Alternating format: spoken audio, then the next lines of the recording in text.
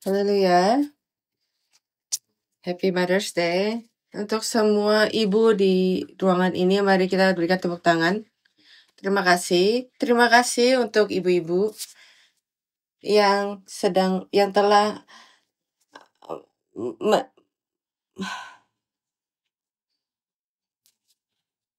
yang telah membesarkan anak-anak generasi berikutnya. Terima kasih untuk tahun yang kamu dedikasikan untuk generasi itu.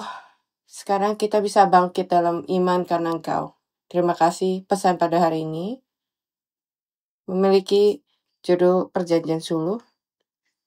Dan berdasarkan bacaan ini, Kejadian pasal 15 ayat 12 sampai 21, saya ingin memulai dengan pertanyaan. Allah macam apa yang mengirimkan umatnya ke dalam perbudakan selama 400 tahun? Allah macam apa yang mengirimkan umatnya ke dalam perbudakan selama 400 tahun? Dalam bacaan hari ini, Kejadian pasal 15, Abraham dan istrinya Sarah telah tinggal di tanah Kanaan selama 9 tahun sekarang. Dan mereka di sini kan 9 tahun yang lalu Allah berjanji untuk menjadikan Abraham sebagai bangsa yang besar. Dan sekarang Abraham mulai khawatir apakah ini akan terjadi. Ia sudah punya rumah, dia punya rumah tangga dengan setidaknya 318 pria. Kita tahu ini dari bacaan pasal sebelumnya. Tapi ia tidak punya anak kandungnya sendiri, dan Sarah masih tidak bisa merayakan hari ibu. Jadi Allah datang padanya di Kejadian pasal 15, dan ini yang dikatakan. Kejadian pasal 15 ayat 1. Kemudian datanglah firman Tuhan kepada Abram dalam suatu penglihatan. Janganlah takut, Abram. Janganlah takut. Akulah perisaimu. Upahmu akan sangat besar. Jadi 3 hal. Jangan takut, akulah perisaimu.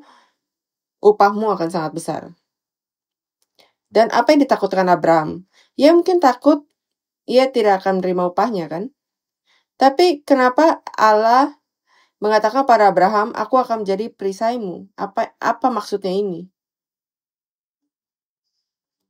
Ini mulai masuk akal ketika Allah mulai menetapkan sebuah perjanjian dengan Abraham.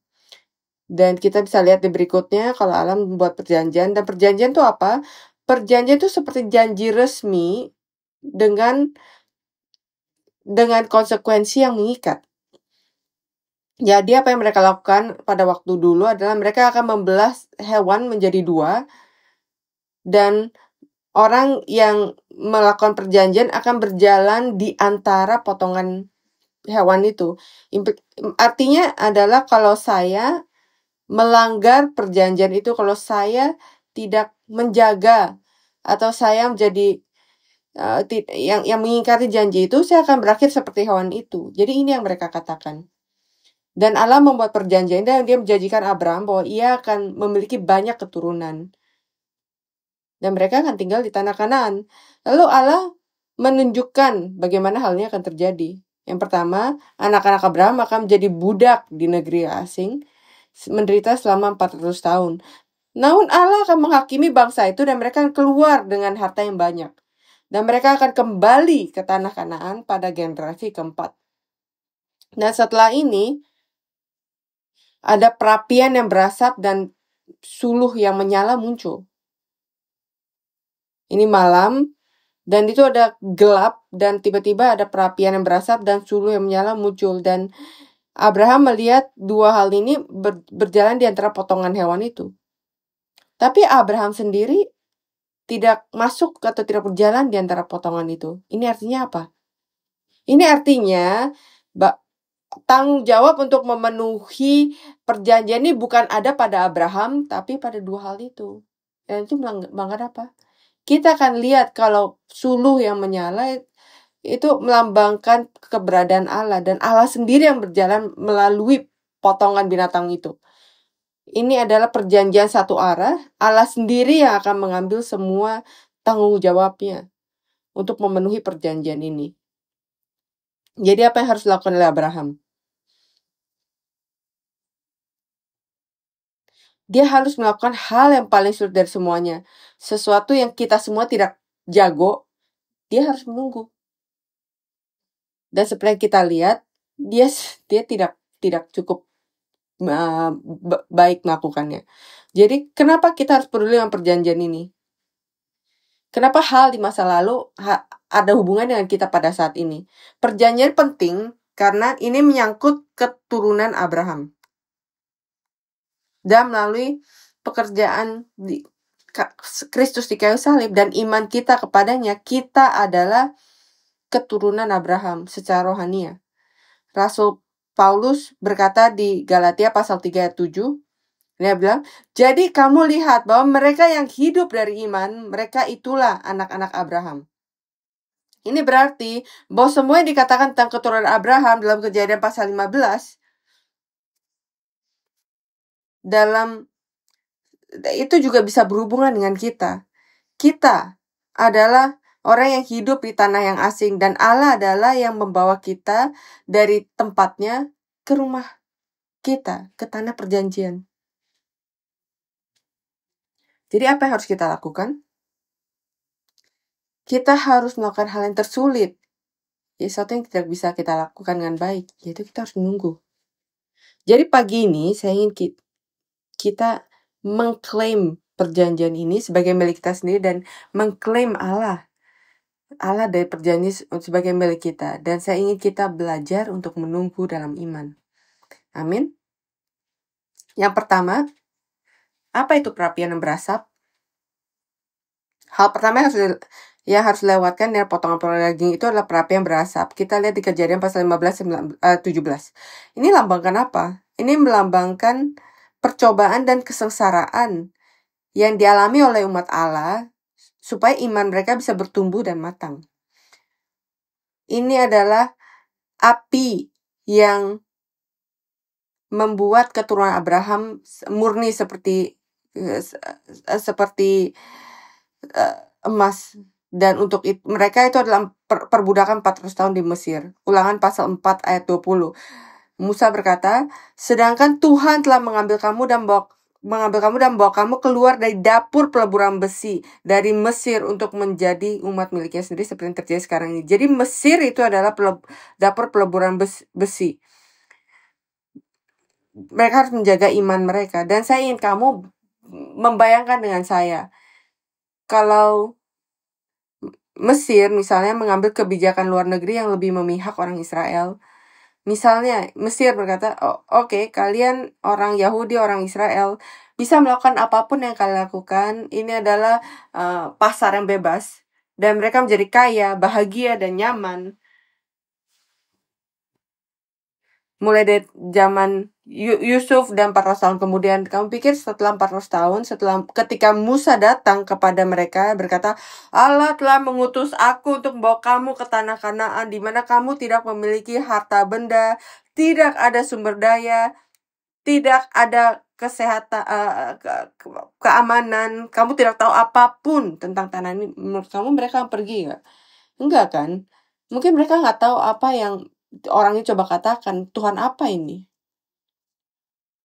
Jadi susah untuk mengakuinya, tapi perapian yang berasap ini adalah anugerah dari Allah yang membuat orang Israel tetap setia pada perjanjian.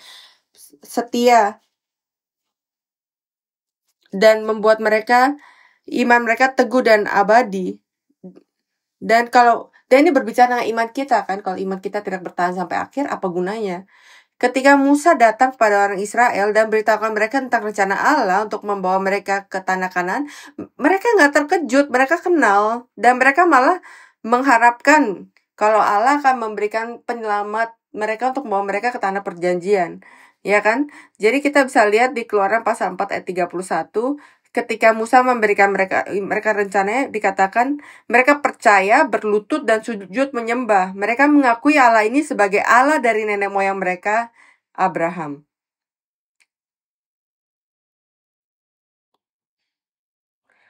Sebagai keturunan dari Abraham, kita juga akan memiliki perapian berasap ini dalam hidup kita. Rasul Paulus memberitahu kita untuk tidak terkejut ketika hal itu datang. Ujian ini untuk membuat iman kita lebih kuat, lebih murni, dan lebih teguh. 1 Petrus pasal 4 ayat 1. Rasul Petrus berkata, saudara-saudara yang kekasih, janganlah kamu heran akan nyala api siksaan. Apa itu nyala api siksaan? Ini adalah perapian yang berasap kan? Janganlah kamu heran akan nyala api siksaan yang datang padamu sebagai ujian, seolah-olah ada sesuatu yang luar biasa terjadi padamu. Yakobus pasal 1 ayat 2-4. Saudara-saudaraku, anggaplah sebagai suatu kebahagiaan apabila kamu jatuh ke dalam berbagai-bagai percobaan, sebab kamu tahu bahwa ujian terhadap imanmu itu menghasilkan ketekunan. Dan biarkanlah ketekunan itu memperoleh buah yang matang, supaya kamu menjadi sempurna dan utuh dan tak berkekurangan suatu apapun. Jadi kamu ingat cerita tentang Injil Lukas ketika Yesus berbicara tentang orang kaya dan Lazarus. Yesus menceritakan kisah ini. Orang kaya itu hidup dalam kemewahan, kekayaan, dan ada Lazarus yang hidup sebagai pengemis yang berpakaian compang-camping. Dan mereka berdua mati pada saat yang sama. Dan orang kaya itu pergi kemana? Ia pergi ke Hades. Ini menggambarkan neraka. Dan Lazarus pergi kemana? Ia pergi ke pangkuan Abraham. Ini menggambarkan surga. Dan ini dikatakan Abraham kepada orang kaya itu. Lukas pasal 16 ayat 25. Tetapi Abraham berkata, anak, ingatlah bahwa engkau telah menerima segala yang baik sewaktu hidupmu, sedangkan Lazarus segala yang buruk. Sekarang ia mendapat hiburan dan engkau sangat menderita. Jadi Allah macam apa yang mengirimkan umatnya ke dalam perbudakan selama 400 tahun? Allah yang cukup mengasihi mereka untuk membuat iman mereka teguh. Allah yang cukup mengasihi mereka untuk menempatkan mereka dalam tungku yang berasap sekarang, daripada mengunci mereka dalam perapian neraka yang menyala-nyala untuk selama-lamanya. Jadi apakah kamu dalam perapian berasap itu? Kalau iya, itu karena Allah mengasihi kamu untuk menyelamatkan kamu. Jadi apa yang harus kita lakukan? Kita harus melakukan hal yang tersulit. Kita harus melakukan sesuatu yang kita tidak bisa lakukan dengan baik.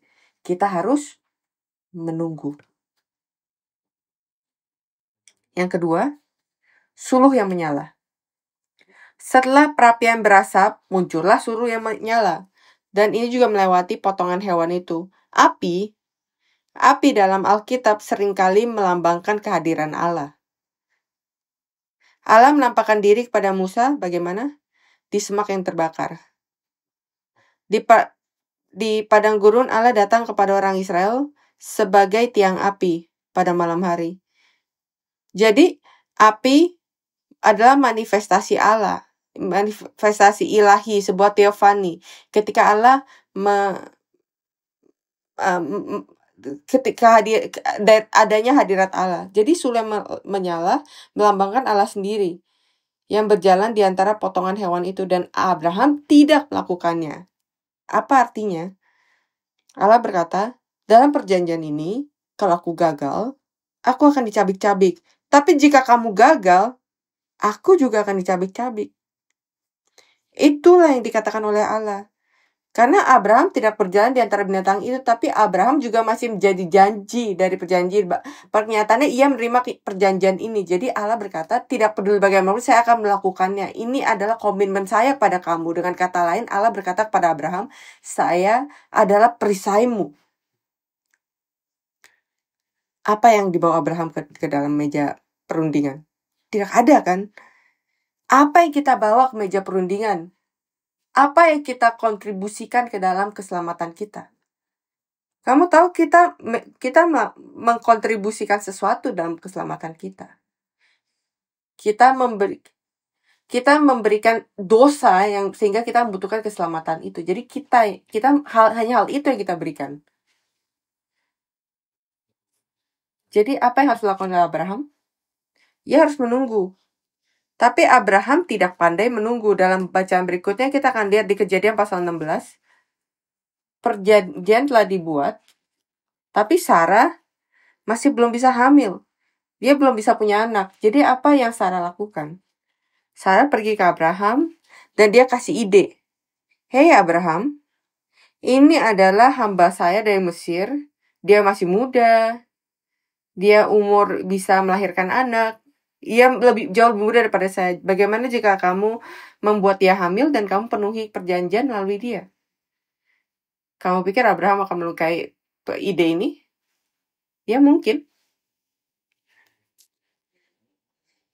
Dia melakukannya kan. Jadi Hagar menjadi hamil dan dia melahirkan seorang anak laki-laki dan diberikan nama Ishmael. Pada saat ini Abraham sudah berumur 86 tahun. Dan selama 13 tahun Abraham membesarkan Ishmael sebagai orang yang akan memenuhi perjanjian. Jadi selama 13 tahun, ia pikir ia melakukan pekerjaan perjanjian yang membesarkan anak-anak perjanjian dalam iman. Lalu tiba-tiba Allah datang padanya dalam Kejadian pasal 17, 13 tahun kemudian. Dan ini yang dikatakan. Kita lihat Kejadian pasal 17 ayat 20-21. Allah berkata, tentang Ishmael, aku telah mendengarkan permintaanmu. Ia akan kuberkati, kubuat beranak cucu dan sangat banyak. Ia akan memperanakan 12 raja dan aku akan membuatnya menjadi bangsa yang besar. Tetapi perjanjianku akan kuadakan dengan Ishak yang akan dilahirkan Sarah bagimu tahun yang akan datang pada waktu seperti ini juga. Ismail akan menjadi besar, tapi perjanjian akan menjadi milik Ishak. Kenapa Allah tidak mengikuti saja dengan rencana ini, dengan Hagar dan Ismail? Apa yang dilambangkan oleh Ismail? Ismail adalah ketidaksabaran Abraham yang menjadi nyata. Ini adalah Ismail. Ini adalah ketidaksabaran Abraham terhadap Allah.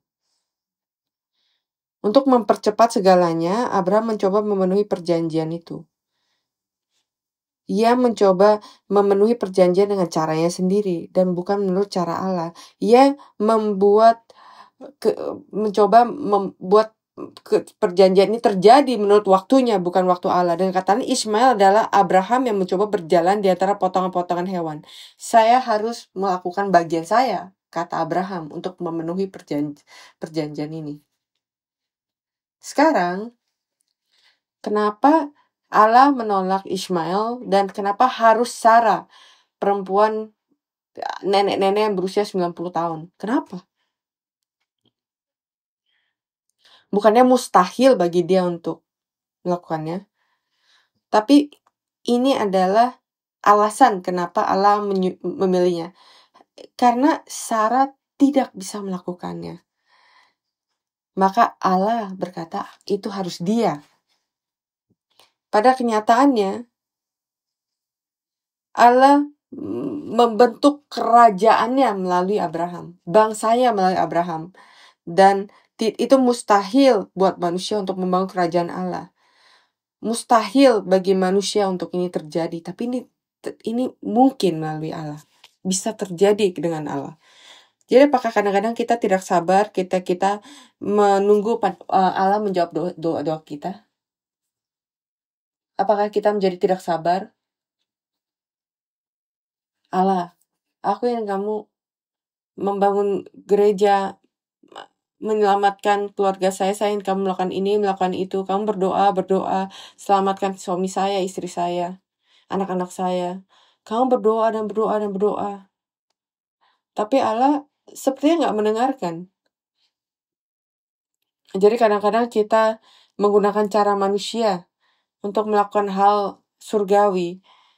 Kita menggunakan cara manusia untuk menginjil. Kita melakukan karnival. Kita melakukan lagu pujian yang tidak alkitabiah, yang suaranya baik. Kita memberikan khotbah. Saya tidak berkata gereja kita melakukannya, tapi ada gereja yang berkhotbah yang mudah dicerna, dan itu membuat gereja itu bisa berkembang dengan cepat. Itu adalah Ismail. Dan Allah berkata untuk mengirim Hagar dan Ismail untuk pergi menjauh. Pada saat Allah melakukannya, ia sudah berusia 17 tahun. Kejadian pasal 15 ayat 21. Ismail sudah 17 tahun. 17 tahun yang penuh dengan uang, waktu, sumber daya, 17 tahun produktivitas dalam pencapaiannya, dalam kuasa daging.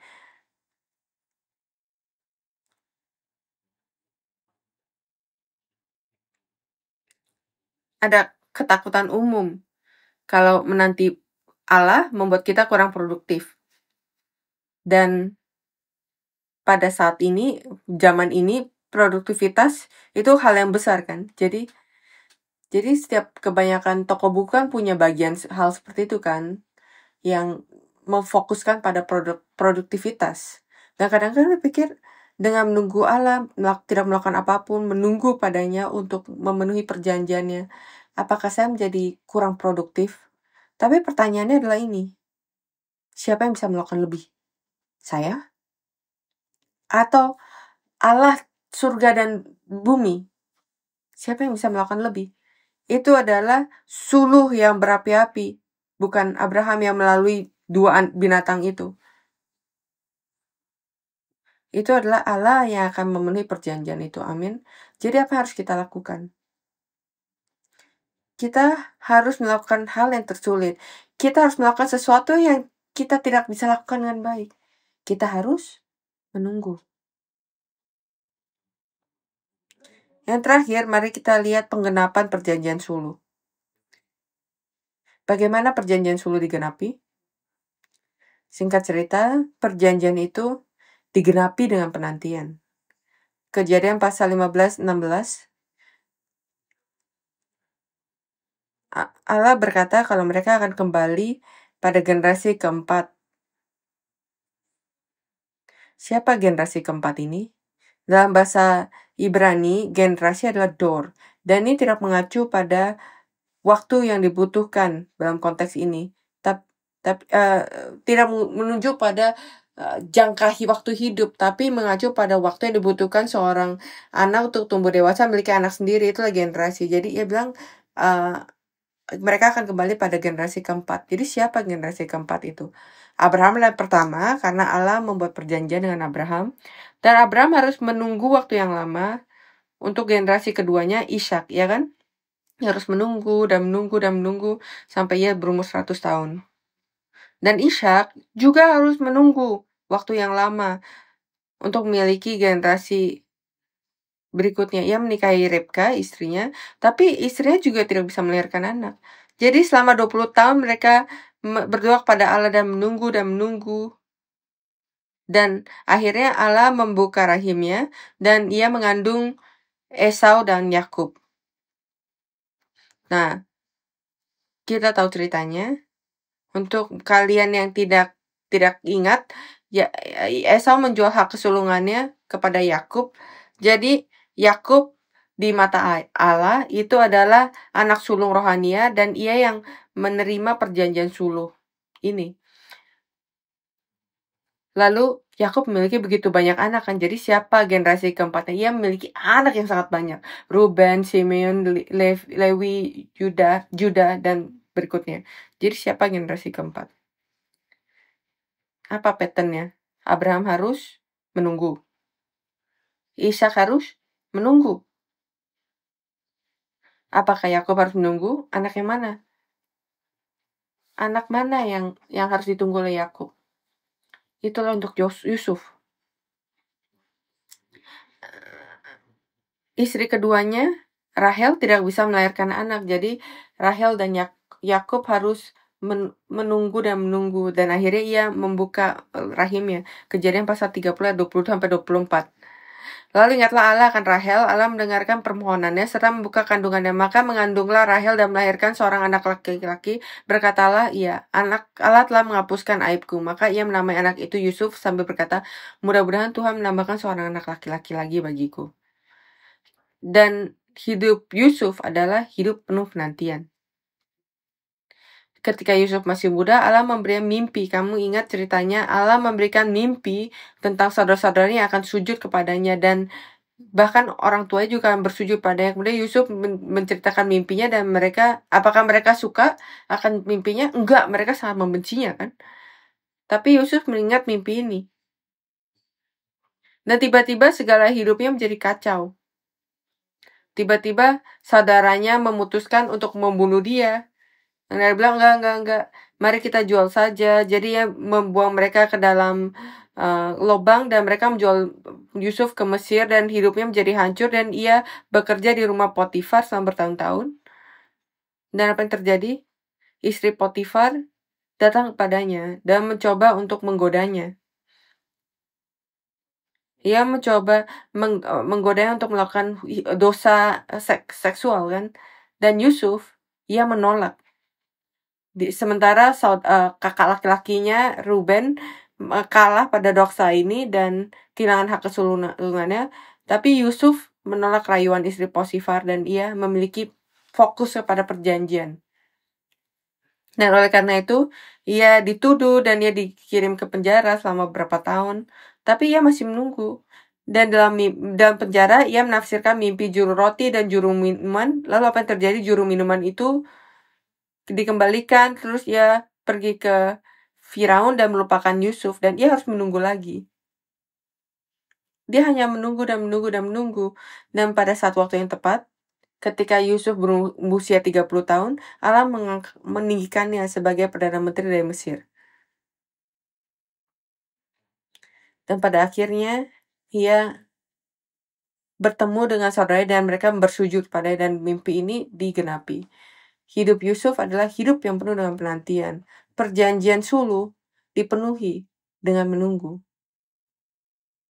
Lalu Yakub datang kepada Yusuf dan memberikan kepadanya porsi double untuk warisannya. Apa yang ia lakukan? Pada saat itu Yusuf sudah memiliki 2 anak kan, Manasya dan Efraim. Dan Yakub berkata, saya akan menjadikan 2 anak ini menjadi milik saya. Dan mereka memberikan mereka satu porsi masing-masing. Jadi Yusuf menerima 2 porsi. Artinya apa? Ia adalah anak sulung. Karena pada saat itu hanya anak sulung yang akan menerima 2 porsi dari warisan itu. Dan ketika Yakub hampir mati, ia memberikan berkat perjanjian, Kejadian pasal 49 ayat 26. Ia memberikan berkat perjanjian pada Yusuf. Jadi Yusuf yang mewarisi perjanjian suluh dari Yakub, ayahnya yang merupakan generasi ketiga, dan ia menjadi generasi keempat. Tapi muncul masalah. Yusuf hampir meninggal dan ia masih berada di Mesir. Ia hampir meninggal dan ia masih di Mesir. Jadi apa yang ia lakukan? Ia mengumpulkan saudaranya. Ia membuat mereka berjanji, kalau kamu akan menguburkan tulang-tulang saya di mana? Di Mesir? Enggak. Di Kanaan. Yusuf membuat mereka berjanji untuk menguburkan tulang-tulangnya di Kanaan. Kejadian pasal 50 ayat 24-25. Berkatalah Yusuf kepada saudara-saudaranya, tidak lama lagi aku akan mati. Tentu Allah akan memperhatikan kamu dan membawa kamu keluar dari negeri ini ke negeri yang telah dijanjikannya dengan sumpah kepada Abraham, Ishak, dan Yakub. Lalu Yusuf menyuruh anak-anak Israel bersumpah, katanya, tentu Allah akan memperhatikan kamu. Pada waktu itu kamu harus membawa tulang-tulangku dari sini.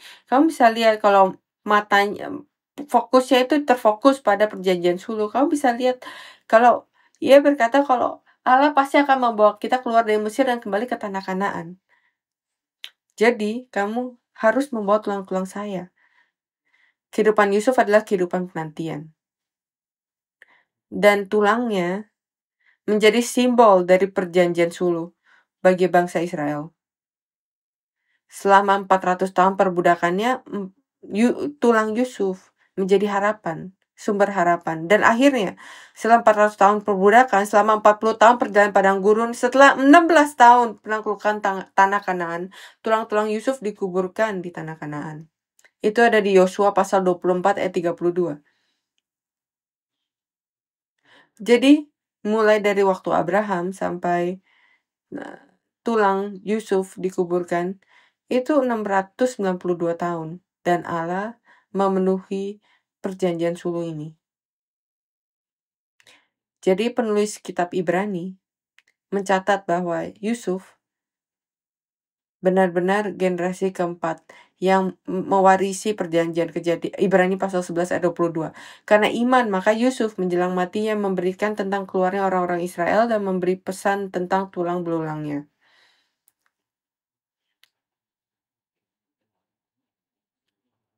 Kehidupan Yusuf adalah kehidupan yang penuh penantian atas perjanjian. 4 generasi ini dari Abraham sampai Yusuf adalah generasi iman yang berpegang teguh pada perjanjian suluh. Saya berdoa supaya kita di Gereja Sion, kita berpegang teguh pada perjanjian ini dan mewarisi berkat menjadi untuk bisa masuk ke tanah perjanjian. Amin. Saya ingin menyimpulkan. Sebagai kesimpulan, perjanjian suluh adalah tentang pertahanan dalam perapian berasap dengan memandang pada suluh yang menyala-nyala. Kita harus bertahan pada perapian berasap ini. Pendeta Abraham Park mendiri gereja ini berkata, perapian berasap dan suluh yang menyala-nyala akan selalu saling melengkapi dan bekerja sama sampai keselamatan orang-orang kudus selesai. Keduanya adalah hasil pemeliharaan Allah yang didasarkan pada kasih-Nya yang tak terbatas. Allah menunjukkan dirinya pada hari itu pada Abraham sebagai suluh yang menyala-nyala. Tahun-tahun berikutnya ketika waktu untuk menyelamatkan Israel dari Mesir, Allah menunjukkan dirinya melalui semak yang menyala. Dan setelah itu melalui pilar api dan di kemah suci, Allah mengatakan kalau api di mezbah tidak akan pernah bisa dimatikan, dan akhirnya di bait suci apinya tidak akan pernah mati. Apakah kamu dalam kegelapan pada hari ini? Apakah perapian yang berasap itu membuat kamu menjadi orang-orang yang suka mengeluh? Apakah kita mengeluh tentang hal-hal dan kehilangan syukur kita? Mari kita melihat pada api yang menyala-nyala itu. Kepada suluh yang menyala-nyala itu. Apa suluh yang menyala itu pada hari ini? Itu ada di bait suci. Api dari keberadaan Allah itu ada di dalam bait suci, di dalam gereja. Itu adalah firman Allah dan Roh Kudus yang ada dalam diri kita. Dan pada hari itu, saat Allah memberikan perjanjian dari suluh yang menyala-nyala ini, suluh Abraham, di Kejadian pasal 15 dikatakan ada kegelapan yang tebal yang datang pada Abraham. Itu adalah kegelapan seperti sesuatu yang menakutkan datang pada Abraham. Tapi di tengah kegelapan yang tebal itu, suluh yang menyala-nyala itu muncul dengan terang dan memberikan harapan kepada Abraham pada saat ia berjalan di antara binatang itu. 2000 tahun kemudian, 2000 tahun setelah perjanjian ini digenapi, kegelapan yang sama datang pada Yerusalem. Dan di tengah kegelapan itu, Yesus Kristus, terang dunia, diangkat tinggi untuk menyala dan memberikan harapan untuk menyingkirkan kegelapan itu. Amin. Melalui kematiannya di kayu salib, ia menjadi binatang yang dibelah karena kita merusak perjanjian itu. Ia menjadi binatang itu menjadi perisai kita. Ia dibelah supaya kita bisa diselamatkan. Semoga kita bisa menjadi anak Abraham melalui iman. Jadi bagaimana kita bisa melakukan perjalanan menuju tanah perjanjian? Untuk kita, dalam kehidupan sehari-hari sebagai orang Kristen, seringkali itu hanya satu masalah dan satu masalah lagi. Ujian kita tidak pernah berakhir. Kamu lihat satu masalah di pekerjaan lain masalah lain di rumah, kamu menyelesaikan masalah itu dan itu ada di gereja, dan itu terjadi terus-menerus. Bagaimana kita membuat perjalanan ke tanah perjanjian? Mari kita akui kalau kesulitan yang kita hadapi dalam hidup kita, perapian yang berasap itu adalah kasih karunia Allah. Mari kita akui itu. Dan kadang-kadang kita menjadi tidak sabar dengan Allah, saya ingin kamu menyelesaikan masalah saya. Saya ingin kamu melakukan ini, melakukan itu. Dan pada saat kita tidak sabar, kita harus menyadari kalau itu adalah gejala dari masalah lebih besar. Masalah apa? Masalah itu adalah harapan kita ada pada dunia ini. Ketika harapan kita ada di dunia ini, di hidup ini, tidak peduli 80, 90 tahun kita hidup di dunia ini, pada saat kita menaruh harapan di dunia ini, itu saat kita menjadi tidak sabar. Kita mulai berkata, oh ya saya tidak punya banyak waktu, yuk Allah cepat.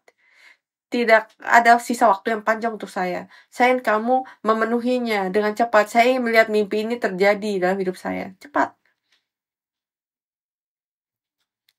Tapi Yusuf tidak memiliki sikap ini. Sebagai penerima warisan perjanjian ini, Yusuf tidak melihat harapan dia ini. Buat dia itu ada begitu banyak masalah kan, dari lubang ke rumah Potifar dan penjara dan lain-lain. Tapi setelah Allah mengangkatnya menjadi Perdana Menteri dan Yusuf menjadi kaya dan ia memiliki status, kekuatan, ketenaran, istri, 2 anak. Apakah ia berkata, oke, ia memiliki harapan di dunia ini? Enggak kan? Ia masih berpegang pada perjanjian suluh. Bagaimana kita bisa tahu?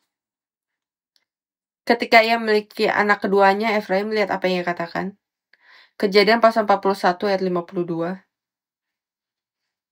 Inilah Yusuf, dan kepada anaknya yang kedua diberinya nama Efraim, sebab katanya, Allah membuat aku mendapat anak dalam negeri kesengsaraanku. Jadi sebut ia apa? Mesir itu apa? Ia adalah Perdana Menteri, ia sangat kaya, sangat nyaman. Apakah ia menyebut Mesir itu rumahnya? Enggak. Ini adalah negeri kesengsaraanku. Ia menolak untuk menerima Mesir sebagai rumahnya sampai akhir. Tidak peduli betapa baiknya hidup dia, nyamannya hidup dia. Untuk kita kadang-kadang godaan tuh ada ya, ketika kita menang dan kita mendapatkan segala sesuatu dalam hidup kita. Segala sesuatu yang kita mau, kita punya uang, keluarga, dan kebahagiaan. Apakah kita berkata, oh, saya lebih suka dunia ini? Mari kita tidak memiliki sikap seperti itu. Di hari terakhir,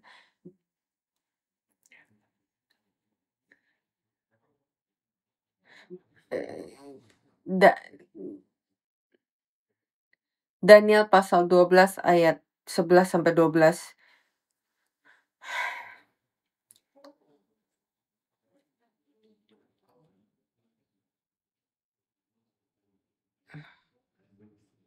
Berkatilah mereka yang menjaga, yang tetap menunggu sampai 1335 hari. Kita harus menunggu. Dan bagaimana kita harus menunggu? Mari kita baca bacaan terakhir.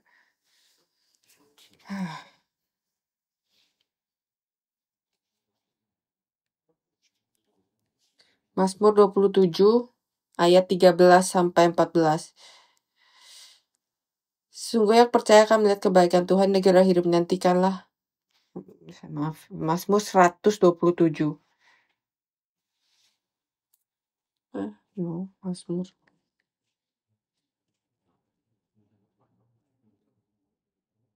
Sesungguhnya aku akan melihat kebaikan Tuhan di negeri-negeri orang hidup. Nantikanlah Tuhan, kuatkanlah dan teguhkanlah hatimu dan nantikanlah Tuhan. Jadi nantikanlah Tuhan. Apa kita menunggu Tuhan pada hari ini? Tidak peduli masalah apapun dalam hidup kamu. Apakah kita melihat pada suluh yang menyala-nyala? Apa kita mencari penghiburan dari keberadaannya? Dunia ini bukan untuk kita. Kita memiliki waktu, tempat yang lebih baik, dunia yang lebih baik, rumah yang baik. Ibrani 11. Allah telah menyiapkan kota yang baik pada kita. Yohanes pasal 14. Yesus mempersiapkan rumah untuk kita. Jadi mari kita yang menaruh harapan kita pada dunia ini, tapi menatap terus pada suluh. Mari kita melihat pada dunia yang akan datang dan kita tidak menjadi putus asa, tapi kita menunggu. Amin. Surga adalah rumah saya. Allah adalah perisai saya dan Allah akan membawa kita pulang. Mari kita berdoa. Allah Bapa, kami bersyukur atas kebaikan-Mu kepada kami. Terima kasih. Walaupun seringkali kita tidak kita bersungut-sungut dan tidak sabar dan komplain, Engkau memberikan kami ujian sehingga kami bisa bertahan dan berpegang kepadamu. Jadi Bapa, tolong beri kami mata iman supaya kami bisa melihat tangan-Mu dalam hidup kami. Lihat mata iman untuk keberadaanmu pada kami saat kami melakukan perjalanan kami ke tanah perjanjian. Dan Bapa, tolong bantu kami untuk tidak membuat kita melihat harapan pada hal-hal dunia ini dan tidak berharap pada hidup kami di sini. Tapi Bapa, Tuhan, tolong kami iman untuk bisa melihat kemuliaan surga. Berikan kami iman untuk bisa melihat keindahan surga.